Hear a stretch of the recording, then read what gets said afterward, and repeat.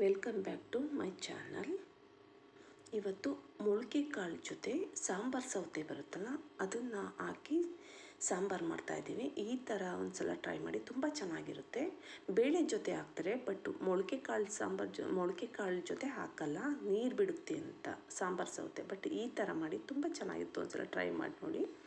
ಇದು ರುಬ್ಬೋದಕ್ಕೆ ತೆಂಗಿನಕಾಯಿ, ಒಂದು ಈರುಳ್ಳಿ, ಟೊಮಟೊ, ಹಸಿ ಶುಂಠಿ, ಕೊತ್ತಂಬರಿ ಇಷ್ಟು,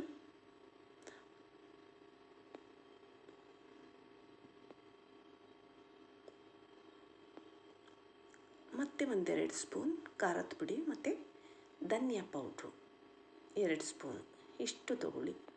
ನೆಕ್ಸ್ಟು ನಾನು ಸಾಂಬಾರು ಮಾಡೋದಕ್ಕೆ ಹುರುಳಿಕಾಳು ಮೊಳಕೆ ಕಟ್ಟಿ ಅದು ಮತ್ತು ಸಾಂಬಾರು ಸೌತೆ, ಸ್ವಲ್ಪ ಒಂದೆರಡು ಬೀನ್ಸ್ ತೊಗೊಂಡಿದ್ದೀನಿ, ಒಂದು ಆಲೂಗೆಡ್ಡೆ ತೊಗೊಂಡಿದ್ದೀನಿ.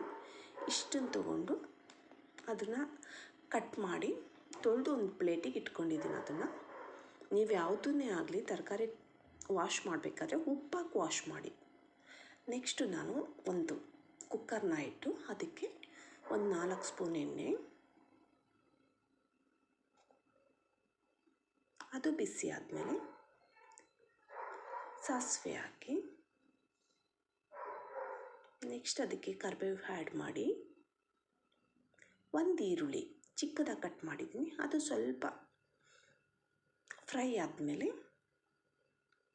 ನೆಕ್ಸ್ಟು ತರಕಾರಿ ಎಲ್ಲ ಇರುತ್ತಲ್ಲ ಅದನ್ನೆಲ್ಲ ಹಾಕಿ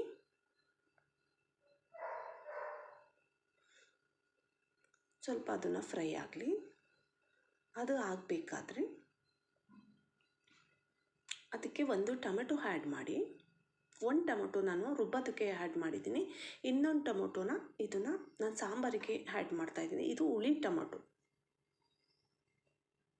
ಟೊಮೆಟೊ ಇದು.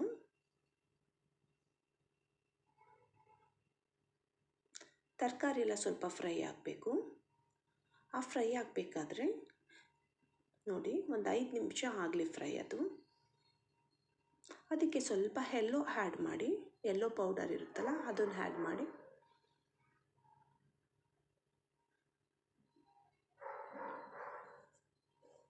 ಅದು ಮತ್ತು ಸ್ವಲ್ಪ ಸಾಲ್ಟು ಒಂದು ಅರ್ಧ ಸ್ಪೂನ್ ಹಾಕಿ. ನೆಕ್ಸ್ಟು ನಾವು ಖಾರ ಮಿಕ್ಸ್ ಮಾಡಬೇಕಾದ್ರೆ ಸ್ವಲ್ಪ ಹಾಕ್ಬೇಕು. ಇದು ತರಕಾರಿಗೆ ಅಷ್ಟೇ ಫ್ರೈ ಆಗುವಾಗ ಸ್ವಲ್ಪ ಉಪ್ಪು ಆ್ಯಡ್ ಮಾಡಿದರೆ ಚೆನ್ನಾಗಿರುತ್ತೆ, ಅದು ಸಾಲ್ಟು ಮತ್ತು ಅರಿಶಿನ.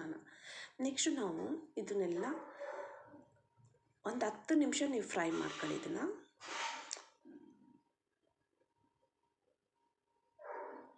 ನೋಡಿ ಆದಮೇಲೆ ನಾವು ರುಬ್ಬಿದ್ವಲ್ಲ ಅದನ್ನೆಲ್ಲ, ಈರುಳ್ಳಿ ಟೊಮೆಟೊ ಎಲ್ಲ ಇತ್ತಲ್ಲ ಅದನ್ನೆಲ್ಲ ನುಣ್ಣಗೆ ರುಬ್ಬಬೇಕು. ಖಾರದ ಪುಡಿ, ಧನಿಯಾ ಪೌಡರು ಎಲ್ಲ ಹಾಕಿ, ನೀರು ಹಾಕಿ ಸ್ವಲ್ಪ ನುಣ್ಣಗೆ ರುಬ್ಬಿ, ಇದನ್ನು ಸ್ವಲ್ಪ ರುಬ್ಬಿದ ಮೇಲೆ ಆ ಮಿಶ್ರಣನ ಇದಕ್ಕೆ ಆ್ಯಡ್ ಮಾಡಿ, ನಿಮಗೆ ತಕ್ಕಷ್ಟು ಎಷ್ಟು ಬೇಕೋ ಅಷ್ಟು ವಾಟರ್ನ ಆ್ಯಡ್ ಮಾಡಿ, ನೀರನ್ನ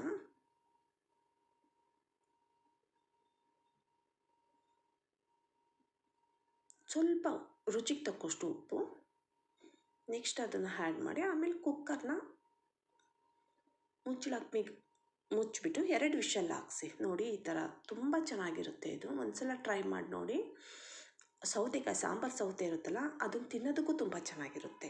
ಒಂದ್ಸಲ ಟ್ರೈ ಮಾಡಿ ನೋಡಿ, ಹೇಗಿತ್ತು ಅಂತ ಕಮೆಂಟ್ ಬಾಕ್ಸಲ್ಲಿ ಕಮೆಂಟ್ ಮಾಡಿ. ಓಕೆ, ನನ್ನ ಚಾನಲ್ ಯಾರು ಸಬ್ಸ್ಕ್ರೈಬ್ ಆಗಿಲ್ಲ, ಸಬ್ಸ್ಕ್ರೈಬ್ ಆಗಿ. Thank you for watching.